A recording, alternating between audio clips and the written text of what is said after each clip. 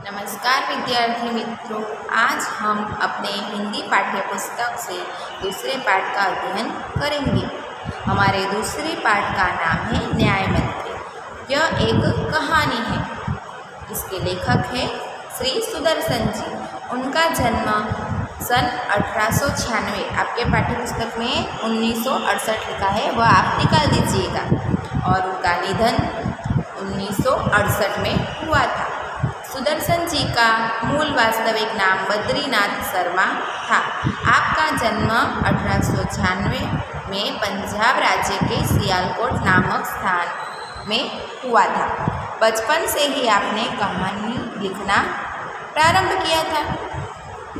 पुष्पलता, सुप्रभात, परिवर्तन, पनघट, नगीना आदि आपके सुप्रसिद्ध कहानी संग्रह है।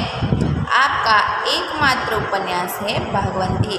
ऐसा आपके एग्ज़ाम में जो 1 मार्क्स के क्वेश्चन होते हैं उसमें पूछा जाता है, आप अंडरलाइन कीजिएगा।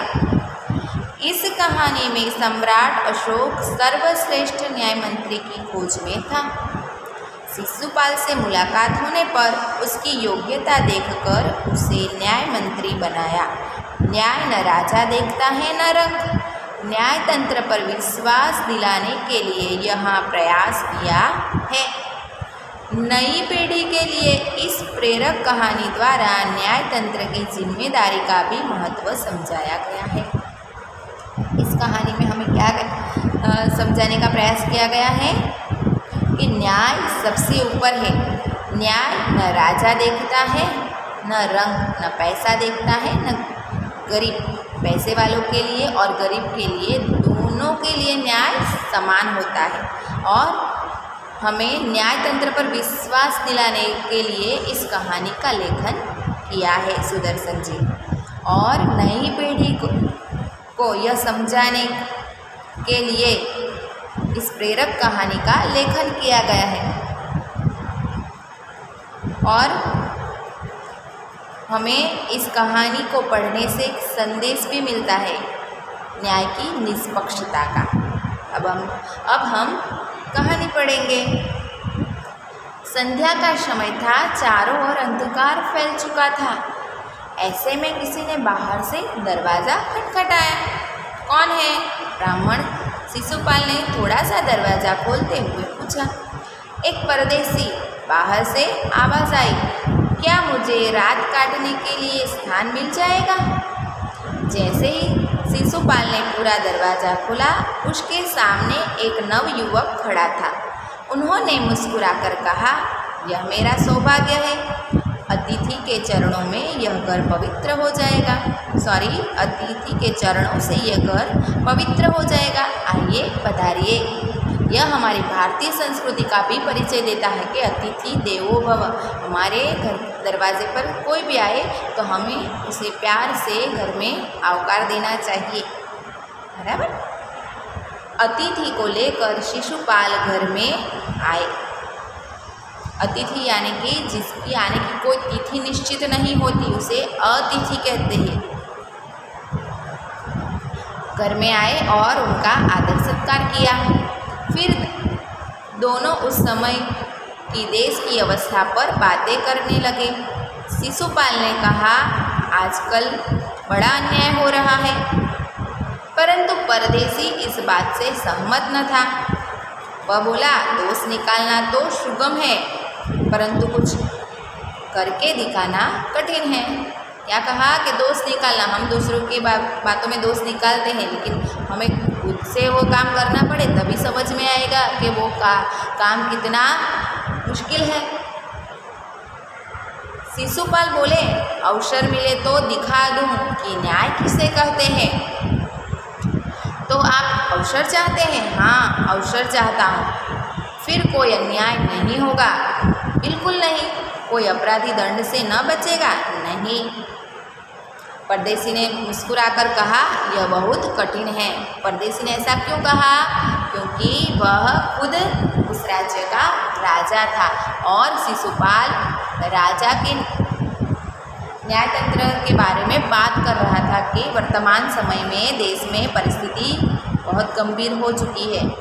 इसीलिए राजा ने, सम्राट अशोक ने कहा कि अगर तुम्हें न्याय का अवसर दूं तो तुम काम करोगे, लेकिन शिशुपाल को पता नहीं था कि वह परदेसी राजा है, सम्राट अशोक है, इसीलिए वह ऐसा बोल रहा था।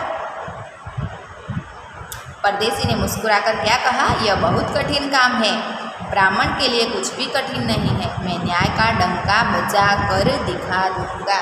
क्या कहा उसने, न्याय का डंका बजा कर दिखा दूंगा।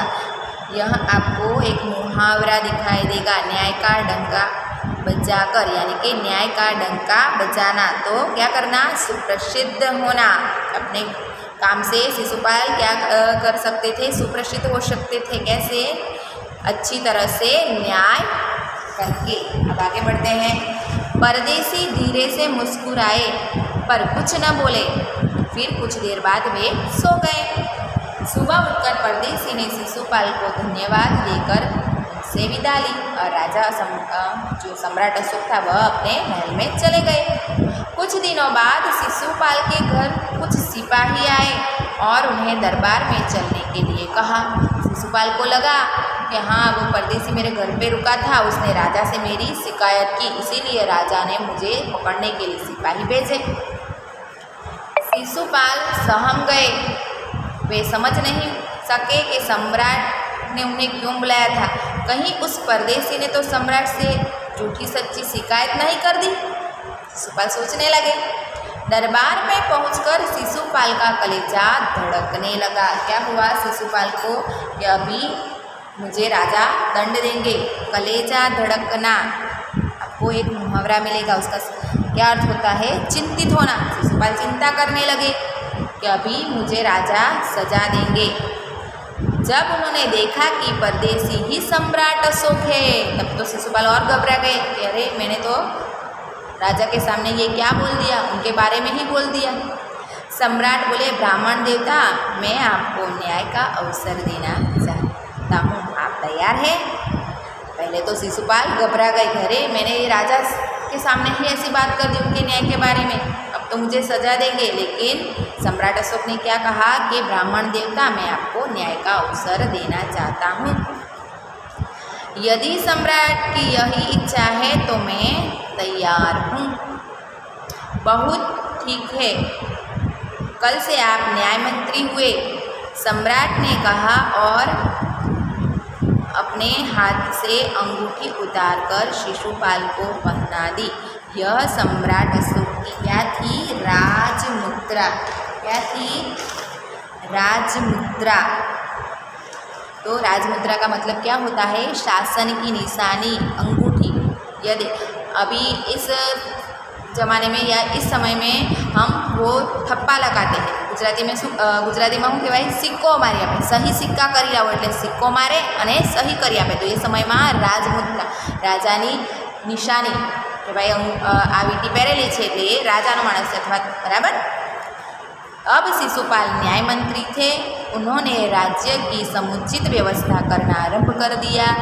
उनके सुप्रबंध से राज्यों में पूरी तरह शांति रहने लगी। किसी को किसी प्रकार का भय नहीं था। लोग दरवाजे तक खुले छोड़ जाते थे। चारों तरफ न्याय मंत्री के सुप्रबंध और न्याय की धूम मच गई। पहले क्या कहता, डंका बजाना, अब धूम मच गई। धूम मचाना यानी कि प्रसिद्ध होना, उसका मतलब भी यही होता है, और डंका बजाना उसका मतलब होता है सुप्रसिद्ध होना। समझ में आया? अब हम आगे बढ़ते हैं।